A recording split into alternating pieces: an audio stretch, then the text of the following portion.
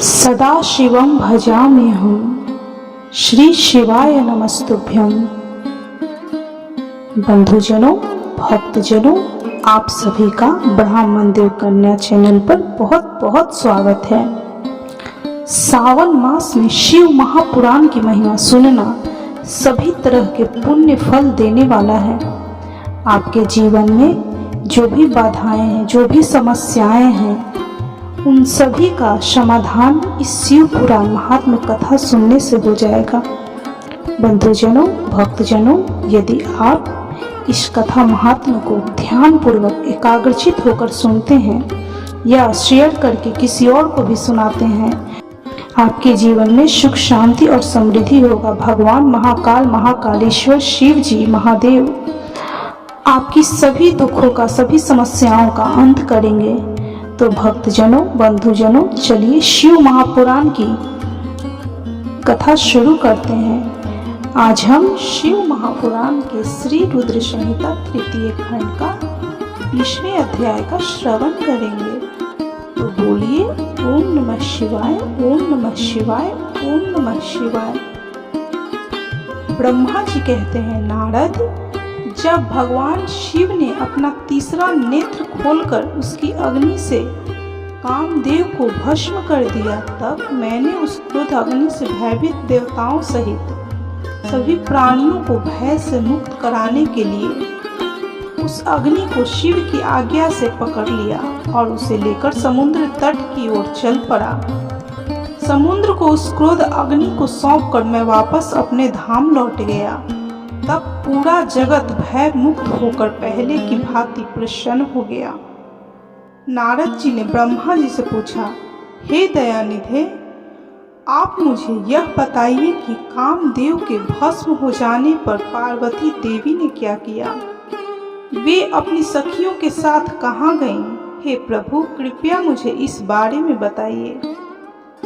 नारद जी के इस वचन को सुनकर ब्रह्मा जी बोले, भगवान शंकर के तीसरे नेत्र से उत्पन्न अग्नि ने जब कामदेव को जलाकर भस्म कर दिया, तब पूरा आकाश गूंजने लगा। यह दृश्य देखकर देवी पार्वती और उनकी सखियां डरकर अपने घर को चली गईं। वहां पहुंचकर पार्वती जी ने सारा हाल अपने माता पिता को बताया, जिसे सुनकर उन्हें बड़ा आश्चर्य हुआ। अपनी पुत्री को बृहल देखकर हिमालय को बहुत दुख हुआ। तब हिमालय ने अपनी पुत्री को अनेकों प्रकार से संतावना दी। कामदेव को भस्म करने के उपरांत शिव जी वहां से अंतर्ध्यान हो गए। तब शिव जी को वहां न पाकर पार्वती अत्यंत व्याकुल हो गईं। उनकी नींद और चैन जाती रही। वे दुखी और बेचैन रहने लगी।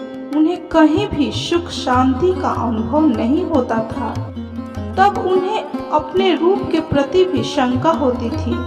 पार्वती सोचती कि क्या मैंने अपने सखियों द्वारा समझाने पर भी कभी ध्यान नहीं दिया। देवी पार्वती सोते जागते, खाते पीते, नहाते धोते, चलते फिरते और अपनी सखियों के साथ होते हुए भी सिर्फ महादेव जी का ही ध्यान करती और चिंतन करती थी। इस प्रकार उनका मन शिव जी के विछोह की वेदना सहन नहीं कर पा रहा था। वे शारीरिक रूप से अपने पिता के घर और हृदय से भगवान शंकर के पास रहती थी। शोक में डूबी पार्वती बार बार मूर्छित हो जाती थी। इससे गिरिराज, हिमालय और उनकी पत्नी मैना बहुत दुखी रहती थी। वे पार्वती को समझाने की बहुत कोशिश करते थे, परंतु पार्वती का ध्यान शिव जी की ओर से जरा भी नहीं हटता था। हे देव ऋषि नारद, एक दिन देवराज इंद्र की इच्छा से आप घूमते हुए हिमालय पर्वत पर आए। तब शैलराज हिमालय ने आपका बहुत आदर सत्कार किया और आपका कुशल मंगल पूछा। आपको उत्तम आसन पर बिठाकर हिमालय ने सारा वृत्तांत सुनाया। हिमालय ने बताया कि किस प्रकार पार्वती जी ने महादेव जी की सेवा आरंभ की। इसके बाद अपनी पुत्री के शिव पूजन से लेकर कामदेव के भस्म होने तक की सारी कथा आपको सुनाई। यह सब सुनकर आपने गिरिराज हिमालय से कहा कि आप भगवान शिव का भजन करें। तत्पश्चात हिमालय से विदा लेकर आप एकांत में गुमसुम बैठी देवी पार्वती के पास आए। तब उनको हित करने की इच्छा से आपने उन्हें इस प्रकार सत्य वचन कहे। आपने कहा, हे पार्वती, तुम मेरी बातें ध्यान पूर्वक सुनो। तुम्हारी यह दशा देखकर ही मैं तुमसे यह बात कह रहा हूँ। तुमने हिमालय पर्वत पर पधारे महादेव जी की सेवा की, परंतु तुम्हारे मन में कहीं न कहीं अहंकार का वास हो गया था। शिव भक्त वत्सल हैं, वे अपने भक्तों पर सदैव अपनी कृपा दृष्टि बनाए रखते हैं। वे विरक्त और महायोगी हैं। तुम्हारे अंदर उत्पन्न हुए अभिमान को तोड़ने के लिए ही सदा शिव ने ऐसा किया है। अतः तुम उन्हें तपस्या द्वारा प्रसन्न करने का प्रयत्न करो। तुम चिरकाल तक उत्तम भक्ति भाव से उनकी तपस्या करो। तुम्हारी तपस्या से प्रसन्न होकर महादेव जी निश्चय ही तुम्हें अपनी सहधर्मिणी बनाना स्वीकार करेंगे। यही शिव जी को पति रूप में प्राप्त करने का एकमात्र साधन है। हे नारद, आपकी यह बात सुनकर देवी शिवा हर्षित होते हुए इस प्रकार बोली कि हे मुनि श्रेष्ठ, आप सब कुछ जानने वाले तथा इस जगत का उपकार करने वाले हैं। अतः आप शिव जी की आराधना के लिए मुझे कोई मंत्र प्रदान करें। तब आपने पार्वती को पंचाक्षर शिव मंत्र ओम नमः शिवाय का विधि पूर्वक उपदेश दिया। इसके प्रभाव का वर्णन करते हुए आपने कहा, यह मंत्र सब मंत्रों का राजा है और सभी कामनाओं को पूरा करने वाला है। यह मंत्र पंचाक्षर मंत्र यह मंत्र भगवान शिव को बहुत प्रिय है। यह साधक को भोग और मोक्ष प्रदान करने वाला है। इस पंचाक्षर मंत्र का विधि पूर्वक व नियम पूर्वक जप करने से शिव जी के साक्षात दर्शन होते हैं। देवी, इस मंत्र का विधि पूर्वक जाप करने से तुम्हारे आराध्य देव करुणा निधान भगवान शिव शीघ्र ही तुम्हारे समक्ष प्रकट हो जाएंगे। अतः तुम शुद्ध हृदय से शिव जी के चरणों का चिंतन करती हुई इस महामंत्र का जाप करो। इससे तुम्हारे आराध्य देव संतुष्ट होकर तुम्हें दर्शन देंगे। अब देवी पार्वती, तुम इस मंत्र को जपते हुए शिव जी की तपस्या करो। इससे महादेव जी वश में हो जाते हैं। उत्तम भाव से की गई तपस्या से ही मनोवांछित फलों की प्राप्ति होती है। ब्रह्मा जी बोले, नारद, तुम भगवान शिव के प्रिय भक्त हो। तुम अपनी इच्छा अनुसार जगत में भ्रमण करते हो। तुमने देवी पार्वती को सब कुछ समझाकर देवताओं के हित का कार्य किया। तत्पश्चात तुम स्वर्ग लोक को चल गए। तुम्हारी बात सुनकर देवी पार्वती बहुत प्रसन्न हुई। जब तुम पंचाक्षर मंत्र का उपदेश देकर उनके घर से चले आए तो देवी पार्वती मन ही मन बहुत प्रसन्न हुई, क्योंकि उन्हें महादेव जी को पति रूप में प्राप्त करने का साधन मिल गया था। वे जान गई थी कि त्रिलोकीनाथ भगवान शिव को सिर्फ उनकी तपस्या करके ही जीता जा सकता है। तब मन ही मन तपस्या करने का निश्चय करके पार्वती अपने पिता हिमराज और माता मैना से बोली कि मैं शिव जी की तपस्या करना चाहती हूँ। तप के द्वारा ही मेरे शरीर, स्वरूप, जन्म एवं वंश आदि की कृतकृत्यता होगी। इसलिए आप मुझे तप करने की आज्ञा प्रदान करें। उनकी तप करने की बात सुनकर पिता हिमालय ने सहर्ष आज्ञा प्रदान कर दी, परंतु माता मैना ने उन्हें घर से दूर वनों में जाकर तपस्या करने से रोका।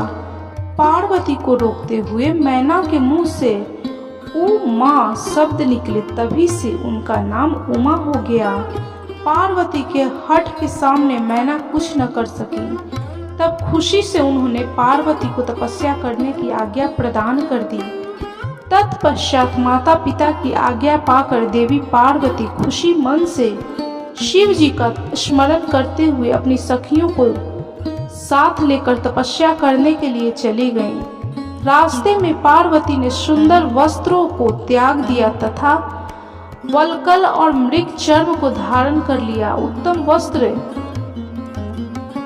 का त्याग करने के उपरांत देवी गंगोत्री नामक तीर्थ की ओर चल दी। जिस स्थान पर भगवान शंकर ने घोर तपस्या की थी और जहां शिव जी ने कामदेव को भस्म कर दिया था, वह स्थान गंगा अवतरण तीर्थ के नाम से प्रसिद्ध है। वहीं पर देवी पार्वती ने तप करने का निश्चय किया। गौरी के यहाँ तप करने से ही यह पर्वत गौरी शिखर के नाम से प्रसिद्ध हुआ है। उस स्थान पर पार्वती ने अनेक फलों के वृक्ष लगाए। तत्पश्चात पृथ्वी को शुद्ध करके वेदी बनाकर अपनी इंद्रियों को वश में करके मन को एकाग्र कर कठिन तपस्या करना आरंभ कर दी। ऐसी तपस्या ऋषि मुनियों के लिए भी दुष्कर थी। भयंकर गर्मी के दिनों में पार्वती अपने चारों ओर अग्नि जलाकर बीच में बैठकर ओम नमः शिवाय का जाप करती थी। वर्षा ऋतु में वे किसी चट्टान अथवा वेदी पर बैठकर निरंतर जल धारा से भीगती हुई शांत भाव से मंत्र का जाप करती रहती थी। सर्दियों में बिना कुछ खाए ठंडे जल में बैठकर पंचाक्षर मंत्र का जाप करती थी। कभी कभी तो वे पूरी रात बर्फ की चट्टान पर बैठकर ध्यान करती थी। सब कुछ भूलकर वे भगवान शिव के ध्यान में मग्न होकर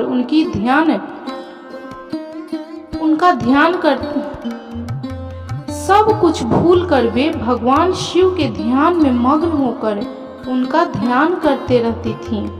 समय मिलने पर अपने द्वारा लगाए गए वृक्षों को पानी देती थीं। शुद्ध हृदय वाली पार्वती आंधी, तूफान, कड़ाके की सर्दी, मूसलाधार वर्षा तथा तेज धूप की परवाह किए बगैर निरंतर मनोवांछित फलों के दाता भगवान शिव का ध्यान करती रहती थी। उन पर अनेक प्रकार के कष्ट आए, परंतु उनका मन शिव जी के चरणों में ही लगा रहा। तपस्या के पहले वर्ष में उन्होंने केवल फलाहार किया, दूसरे वर्ष में केवल पेड़ के पत्तों को ही खाती थी। इस प्रकार तपस्या करते करते अनेकानेक वर्ष बीतते गए। देवी पार्वती ने सब कुछ खाना पीना छोड़ दिया था।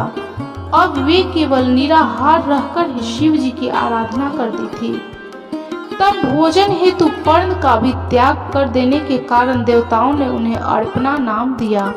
तत्पश्चात देवी पार्वती ने एक पैर पर खड़ी होकर ओम नमः शिवाय का जाप करने लगी। उनके शरीर पर वल्कल वस्त्र थे तथा मस्तक पर जटाएं थीं। इस प्रकार उस तपोवन में भगवान शिव की तपस्या करते करते 3000 वर्ष बीत गए। 3000 वर्ष बीत जाने पर देवी पार्वती को चिंता सताने लगी।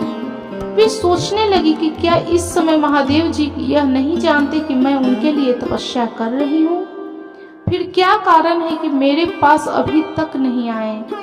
वेदों की महिमा तो यही कहती है कि भगवान शंकर सर्वज्ञ, सर्वात्मा, सब कुछ जानने वाले, सभी ऐश्वर्यों को प्रदान करने वाले, सबके मन की बातों को सुनने वाले, मनोवांछित वस्तु प्रदान करने वाले तथा समस्त दुखों को दूर करने वाले हैं। तब क्यों वे अपनी कृपा दृष्टि से मुझ दीन को कृतार्थ नहीं करते? मैंने अपनी सभी इच्छाओं और कामनाओं को त्याग कर अपना ध्यान महादेव शिव जी की तपस्या में लगाया है। भगवान, यदि मैंने पंचाक्षर मंत्र का भक्ति पूर्वक जप किया हो तो महादेव जी आप मुझ पर प्रसन्न हो। इस प्रकार हर समय पार्वती शिव जी के चरणों के ध्यान में ही मग्न रहती थी। जगदम्बा माँ का साक्षात अवतार देवी पार्वती की वह तपस्या परम आश्चर्यजनक थी। उनकी तपस्या सभी को मुग्ध कर देने वाली थी। उनके तप की महिमा के फल स्वरूप प्राणी और जानवर उनके ध्यान में बाधा नहीं बनते थे।